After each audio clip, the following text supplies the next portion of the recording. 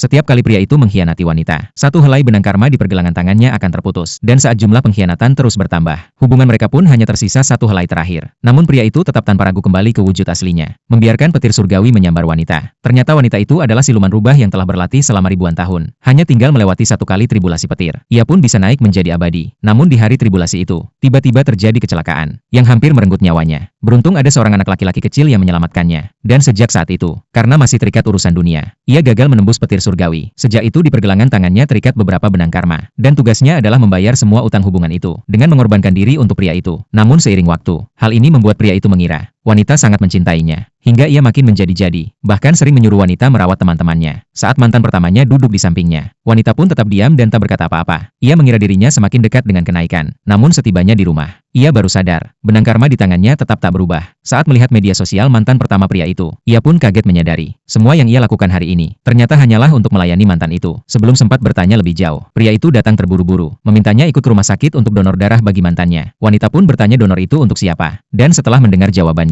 ia pun langsung setuju untuk donor. Seperti yang diduga, saat ia kembali, satu lagi benang karma pun lenyap. Namun pria itu mengira semua ini hanya cara wanita menarik perhatiannya. Ia pun membawa wanita menemui kakeknya, karena mantan pacarnya dulu saja ditolak oleh sang kakek. Ia berharap kali ini wanita juga akan disuruh pergi, dan berhenti berharap. Namun saat wanita masuk dan menoleh ke belakang, kakek itu langsung terkejut. Ternyata bertahun-tahun lalu, wanita pernah menolongnya, dan ia pernah bersumpah akan menjadi pelayannya seumur hidup. Dan sekarang, wanita itu justru menjadi pacar cucunya sendiri. Di luar ruangan, pria itu masih menunggu wanita dipermalukan. Tak lama kemudian, wanita pun keluar dari ruangan, dan pria itu langsung dipanggil masuk oleh kakeknya. Sementara itu, wanita pergi ke rumah sahabatnya untuk mengucapkan salam perpisahan. Namun sebelum sempat berbicara banyak, pria itu menerobos masuk, menuduh wanita mengadu pada kakeknya, sehingga sang kakek memutuskan untuk mengirim mantan ke luar negeri. Pria itu yakin, semua ini hanya demi menarik perhatian dan tetap berada di sisinya. Demi membalas dendam, ia menyuruh orang menghancurkan meja makan, tanpa tahu benang karma mereka tinggal satu helai. Di sisi lain, mantan itu ingin membuktikan pria itu masih mencintainya. Ia pun berpura-pura mengalami kecelakaan, dan memancing pria itu datang menolongnya. Setelah kejadian itu,